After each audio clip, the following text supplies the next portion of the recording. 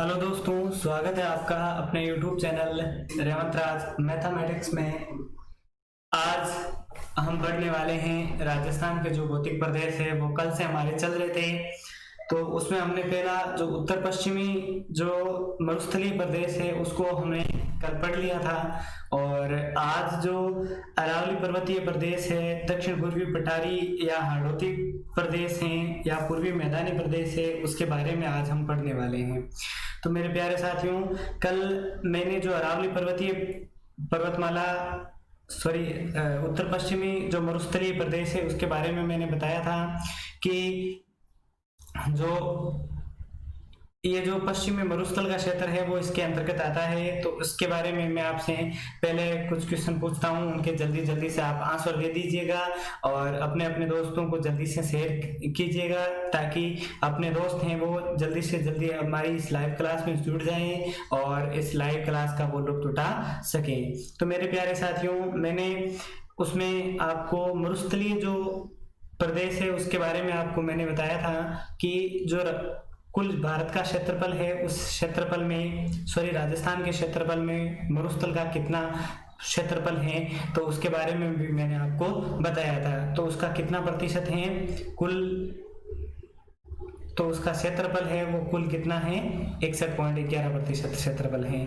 और जो जनसंख्या है वो जनसंख्या कितनी है 40% जनसंख्या निवास करती है। यानी जो क्षेत्रफल और जनसंख्या है वो 61% क्षेत्रफल है और 40% जनसंख्या है।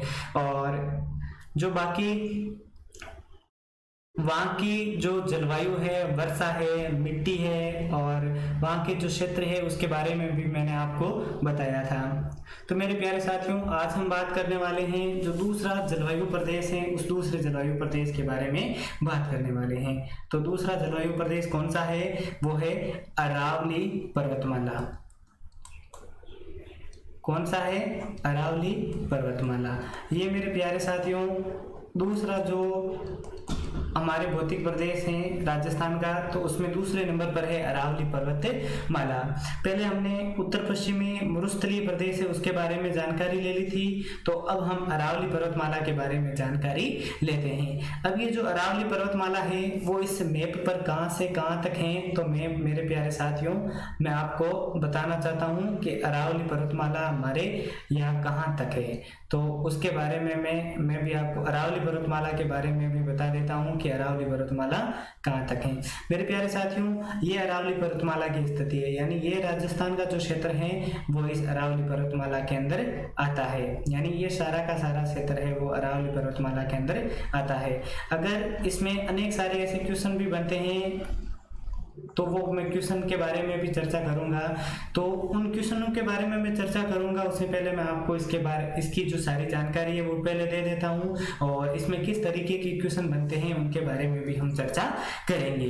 तो ये जो अरावली क्षेत्र है उस अरावली क्षेत्र के बारे में हम पहले जान लेते हैं इसका क्षेत्रफल। यानी ये जो अरावली क्षेत्र है उस अरावली का कुल क्षेत्रफल कितना है। अरावली का जो 9% क्षेत्र है, यानी राजस्थान का जो क्षेत्रफल है उसमें ये जो अरावली पर्वतमाला है उसका कितना प्रतिशत क्षेत्रफल है? 9% क्षेत्रफल है। यानी अरावली पर्वतमाला राजस्थान के कुल क्षेत्रफल के कितने प्रतिशत पर है? 9% क्षेत्रफल पर है। और जनसंख्या, दूसरी बात है जनसंख्या। मेरे प्यारे साथियों, दूसरी बात है जनसंख्या। कल हमने इसी तरीके से जो पहला भौतिक प्रदेश है वो पढ़ा था, और उसी तरीके से हम दूसरा भौतिक प्रदेश भी पढ़ रहे हैं। तो जनसंख्या के बारे में बात की जाए तो राजस्थान की जो कुल जनसंख्या है उसका 10% जो जनसंख्या है वो इस अरावली क्षेत्र में निवास करती है। कितने प्रतिशत जनसंख्या है वो इस अरावली क्षेत्र में निवास करती है? तो मेरे प्यारे साथियों वो है 10%। यानी 10% जनसंख्या है वो इस क्षेत्र में निवास करती है। अब दूसरी बात है कि जो वर्षा, तीसरी बात यहाँ पर आती है वर्षा। तो वर्षा इस क्षेत्र में कितनी होती है उसके बारे में भी हम चर्चा करते हैं। यानी 50 सेमी से 90 सेमी। कितनी सेमी? 50 सेमी से 90 सेमी के बीच में इस अरावली पर्वतमाला के बीच में वर्षा होती है। तो मेरे प्यारे साथियों, मैंने क्षेत्रफल के बारे में बताया। तो अरावली पर्वतमाला का 9% क्षेत्रफल है वो राजस्थान के क्षेत्रफल के अंदर आता है, और जनसंख्या है वो 10% आती है। और ये जो वर्षा है वो 50 सेमी से 90 सेमी के बीच में यहाँ पर वर्षा होती है। तो मेरे प्यारे साथियों, जलवायु की बात की जाए तो मेरे प्यारे साथियों, आप साथ साथ में अपने नोट्स भी बना सकते हो। तो जलवायु की बात की जाए तो इस क्षेत्र में जलवायु है वो उप आर्द्र जलवायु है। कौन सी जलवायु है? उप आर्द्र जलवायु है, यानी इस क्षेत्र में उप आर्द्र जलवायु पाई जाती है। यानी अरावली पर्वतमाला की बात की जाए तो उसमें उप आर्द्र जलवायु पाई जाती है। तो मेरे प्यारे साथियों, मैंने क्षेत्रफल, जनसंख्या, वर्षा और जलवायु के बारे में आपको बताया है। अब इसके बाद में आता है कि इसका जो कुल क्षेत्रफल है वो कितना है। अरावली पर्वतमाला की जो कुल लंबाई है वो कितनी है? मेरे प्यारे साथियों, अरावली पर्वतमाला की कुल लंबाई है वो 692 किलोमीटर है। कितनी है? 692 किलोमीटर है। मेरे प्यारे साथियों, ये जो अरावली पर्वतमाला, पूरी अरावली पर्वतमाला है उसकी लंबाई है कितनी है? 692 किलोमीटर। तो अब 692 किलोमीटर है तो ये पूरी राजस्थान में तो है नहीं, तो उसकी जो लंबाई है राजस्थान में वो कितनी है तो वो मैं आपको बता देता हूँ। यानी इसकी राजस्थान में लंबाई, इसकी राजस्थान में लंबाई, मेरे प्यारे साथियों जल्दी से बताइए कि राजस्थान में इसकी कितनी लंबाई है। जल्दी से आप बताइए कि राजस्थान में इसकी कितनी लंबाई है, कमेंट करके जरूर बताइएगा। बहुत बढ़िया मेरे प्यारे साथियों, जो राजस्थान है उस राजस्थान में इस अरावली पर्वतमाला की कुल लंबाई कितनी है? तो मेरे प्यारे साथियों 550 किलोमीटर है। कितनी है? 550 किलोमीटर है।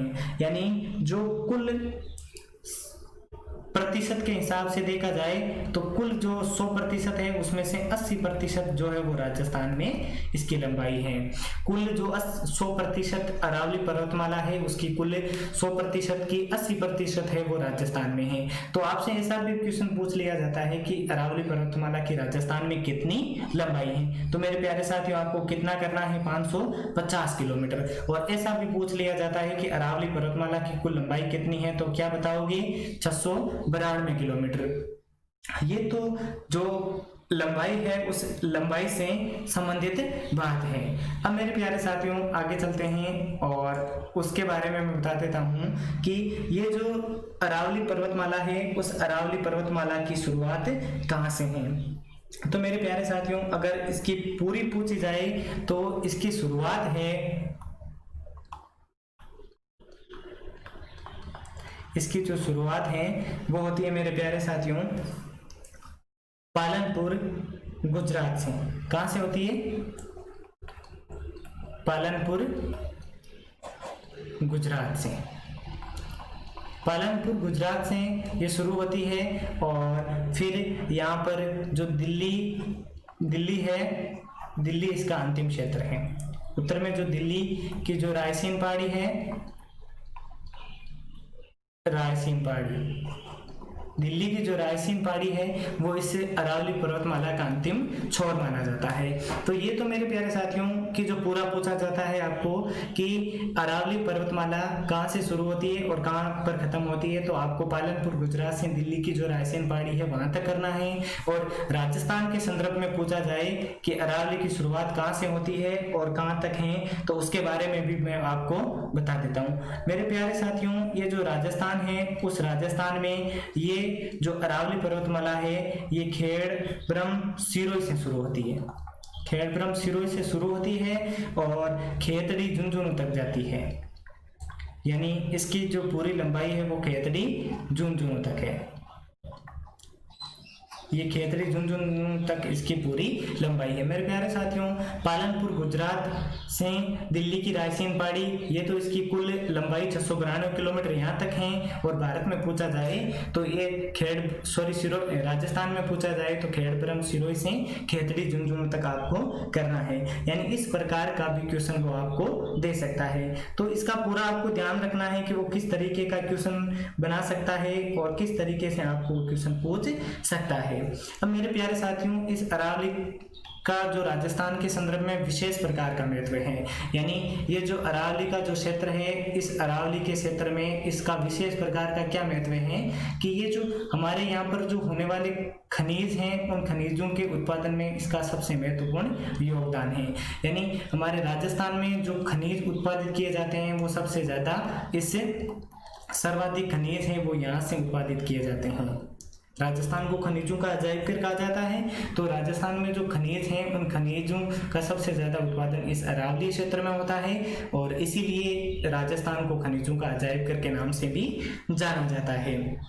मेरे प्यारे साथियों, ये जो अरावली पर्वतमाला है, इस अरावली पर्वतमाला का जो अन्य नाम है वो क्या है? अन्य नाम यानी अरावली पर्वतमाला का अन्य नाम है वो महान जल विभाजक रेखा है। क्या है? महान जल विभाजक रेखा। इसको एक अन्य नाम से भी जान सकते हैं, महान जल विभाजक रेखा। किस नाम से जानते हैं? महान जल विभाजक रेखा के नाम से भी जाना जाता है। तो मेरे प्यारे साथियों, इसे महान जल विभाजक रेखा के नाम से इसलिए जाना जाता है क्योंकि ये जो राजस्थान का जो क्षेत्र है उस राजस्थान के क्षेत्र को दो भागों में बांटती है। कितने भागों में बांटती है?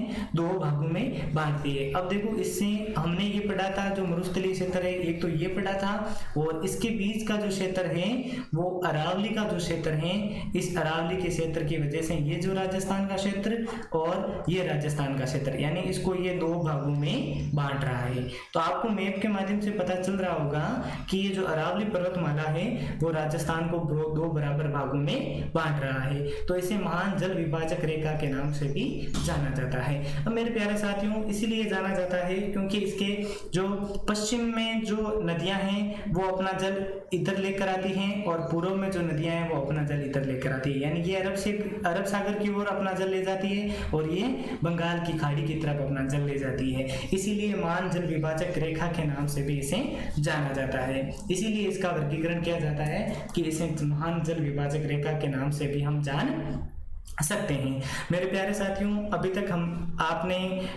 आपको अगर समझ में आ रहा है तो थम्स अप का निशान जरूर भेजिएगा, और यहाँ तक समझ में नहीं आया है तो आप भी बोल सकते हो। ये था क्षेत्रफल के बारे में इसका विवरण।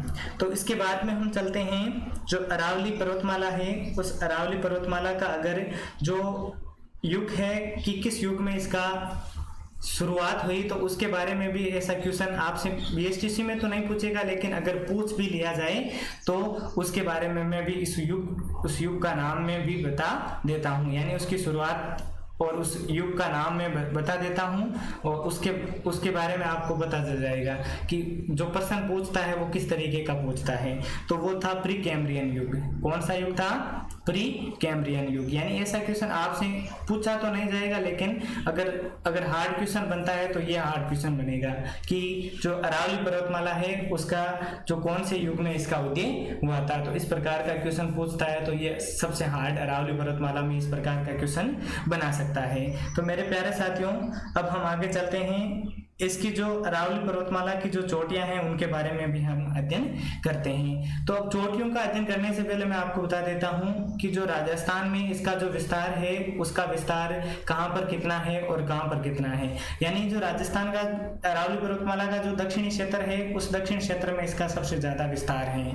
अगर विस्तार की बात की जाए तो आपसे पूछा जाए तो दक्षिणी जो क्षेत्र है उसमें सबसे ज्यादा है। अगर जिले का नाम पूछा जाए तो जो उदयपुर जिला है उस उदयपुर जिले का इसमें सबसे ज्यादा विस्तार माना जाता है। अगर दक्षिण पूछा जाए, अगर दिशा का पूछा जाए तो दक्षिण दिशा करना है, और अगर जिले का नाम पूछ लिया जाए तो उसमें उदयपुर जिला करना है। तो दूसरी बात है जो मध्य में जो अजमेर क्षेत्र है उस अजमेर क्षेत्र में इसका विस्तार है वो सबसे कम है, और मध्य में भी वो क्षेत्र पड़ता है। यानी जो अरावली क्षेत्र का इस दिशा में पूछ लिया जाए तो मध्य क्षेत्र करना है, और जो जो इसका जिला पूछ लिया जाए तो अजमेर करना है। तो मेरे प्यारे साथियों, ये तो अगर जिला और क्षेत्र के बारे में पूछ लिया जाए तो इस प्रकार की जो बात है वो आपको बतानी है। और फिर ये जो उत्तरी अरावली क्षेत्र है उसमें जो अलवर है, जयपुर है, यहाँ का जो क्षेत्र है उसमें भी इस अरावली की सबसे ज्यादा लंबाई देखी जाती है। यानी अरावली का जो मतलब ऊंचाई के हिसाब से देखा जाए तो जो दक्षिणी अरावली है उसकी जो ऊंचाई है वो सबसे ज्यादा है, और मध्य अरावली क्षेत्र है उसकी ऊंचाई सबसे कम है। यानी मध्य का जो अरावली का क्षेत्र है वो सबसे कम ऊंचा है, और यहाँ पर सबसे कम अरावली की पहाड़ियां पाई जाती हैं। तो ये थी मेरे प्यारे साथियों अरावली की जो स्थिति। अब उसके बाद में हम बात करते हैं इसकी चोटियों की। यानी जो अरावली की चोटियां हैं वो कौन कौन सी हैं। तो मेरे प्यारे साथियों, मैं आपको जो क्रम है उस क्रम के अकॉर्डिंग बता देता हूं कि अरावली की सबसे जो ऊंची चोटी कौन सी है, उसके हिसाब से मैं आपको बता देता हूं। तो मेरे प्यारे साथियों, अरावली की चोटियों में पहली है गुरु शिखर। पहली कौन सी है? गुरु शिखर। ये गुरु शिखर है वो अरावली की सबसे ऊंची चोटी है। तो इसकी जो लंबाई है वो 1722 मीटर है, और इसकी ये जो लंबाई है वो 1727 मीटर है। इसकी 1727 मीटर इसीलिए मापा जाता है क्योंकि इस पर जो इस चोटी के ऊपर जो मंदिर है उस मंदिर को अगर इसके अंदर गिना जाता है तब तो उसकी 1727 मीटर होगी, और अन्यथा आपको 1722 मीटर ही इसकी ऊंचाई होगी। मेरे प्यारे साथियों, दूसरे नंबर की चोटी है वो है शेर। गुरु शिखर आ गई, दूसरे नंबर की चोटी है वो है शेर। गुरु शिखर आपको पता है वो कहां पर है? सिरोही में। कहां पर है? सिरोही में। और जो शेर है उस शेर की जो ऊंचाई है वो 1597 मीटर है। कितनी है? 1597 मीटर है। और ये कौन से जिले में स्थित है? तो सिरोही में है। कौन से जिले में है? सिरोही में। ये थी ऊंचाई के हिसाब से दूसरे नंबर की चोटी। मेरे प्यारे साथियों, अब तीसरे नंबर की जो चोटी है उसका नाम है दिलवाड़ा। कौन सी है? दिलवाड़ा। अब तीसरे ऊंचाई के हिसाब से तीसरे नंबर की है दिलवाड़ा। तो उसकी ऊंचाई है वो 1442 मीटर है। कितनी है? 1442 मीटर। और ये भी सिरोही में है। ये भी कहाँ है? सिरोही में है।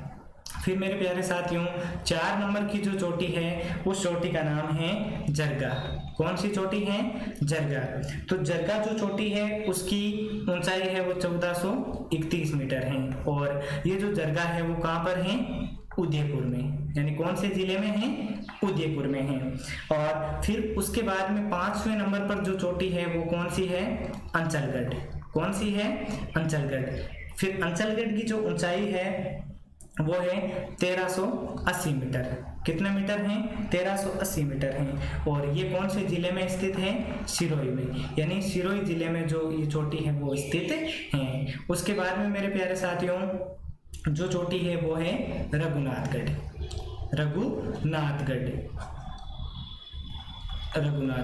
रघुनाथगढ़ की जो ऊंचाई है वो है 1055 मीटर। कितने मेरे प्यारे साथियों? 1055 मीटर। और ये है सीकर में। कहाँ पर है? सीकर में। अब मेरे प्यारे साथियों, अगर ऊंचाई के हिसाब से आपको पूछा जाए तो ये जो 6 चोटियां हैं उनमें से ही आपको पूछा जाएगा। अब ऐसा भी पूछ सकता है कि जो उत्तरी अरावली है उस उत्तरी अरावली और मध्य अरावली और दक्षिण अरावली। अब उत्तरी अरावली के बारे में पूछा जाएगा तो आपको उत्तरी अरावली की सबसे ऊंची चोटी करना है रघुनाथगढ़। कौन सी चोटी होगी? रघुनाथगढ़। और दक्षिण अरावली की जो चोटी है वो कौन सी होगी? गुरु शिखर होगी। और जो मध्य अरावली है वो मध्य अरावली है, उसमें तारागढ़ अजमेर होगी। कौन सी होगी? तारागढ़ अजमेर होगी।